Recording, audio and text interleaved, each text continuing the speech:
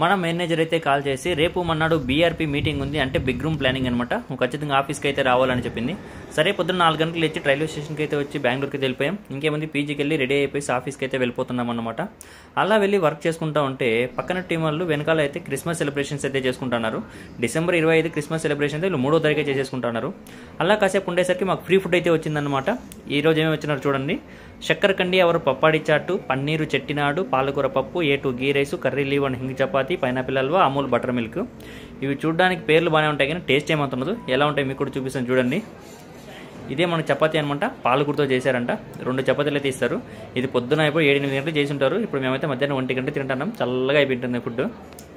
తర్వాత అయితే గీ రైసు. ఇంత వరస్ట్ గీ రైస్ అయితే నేను ఎప్పుడు చూడలేదు. చాలా దరిద్రంగా ఉండింది. టేస్ట్ అయితే చాలా బాగాలేదు. దాంతో కొన్ని కర్రీస్ అయితే ఇచ్చారు.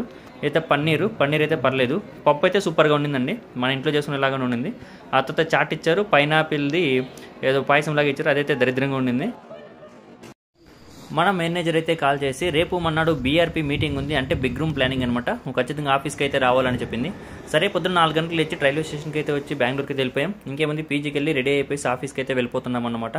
అలా వెళ్ళి వర్క్ చేసుకుంటా ఉంటే పక్కన టీం వాళ్ళు వెనకాల అయితే క్రిస్మస్ సెలబ్రేషన్స్ అయితే చేసుకుంటున్నారు.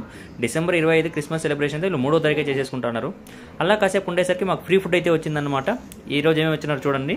చక్కెర కండి అవరు పప్పాడి చాటు, పన్నీరు చెట్టినాడు, పాలకూర పప్పు, A2 ghee rice, curry leave and hinge chapati, pineapple halwa, Amul butter milk. ఇవి చూడడానికి పేర్లు బాగానే ఉంటాయి కానీ టేస్ట్ ఏమవుతున్నదో ఎలా ఉంటాయి మీకు కూడా చూపిస్తాను చూడండి. ఇదే మన చపాతీ అనమాట, పాలకూరతో చేశారంట. 2 చపాతీలు అయితే ఇస్తారు. ఇది పొద్దున అయిపోయి 7-8 గంటలు చేసి ఉంటారు. ఇప్పుడు మేమైతే మధ్యాహ్నం 1 గంట తింటున్నాం. చల్లగా అయిపోయింటుంది ఫుడ్. తర్వాత అయితే గీ రైసు. ఇంత వరస్ట్ గీ రైస్ అయితే నేను ఎప్పుడు చూడలేదు. చాలా దరిద్రంగా ఉండింది. టేస్ట్ అయితే చాలా బాగాలేదు. దాంతో కొన్ని కర్రీస్ అయితే ఇచ్చారు. అయితే పన్నీర్ అయితే పర్లేదు. పప్పు అయితే సూపర్గా ఉండిందండి, మన ఇంట్లో చేసుకునేలాగానే ఉండింది. ఆ తర్వాత చాట్ ఇచ్చారు, పైనాపిల్ది ఏదో పాయసం లాగా ఇచ్చారు, అదైతే దరిద్రంగా ఉండింది.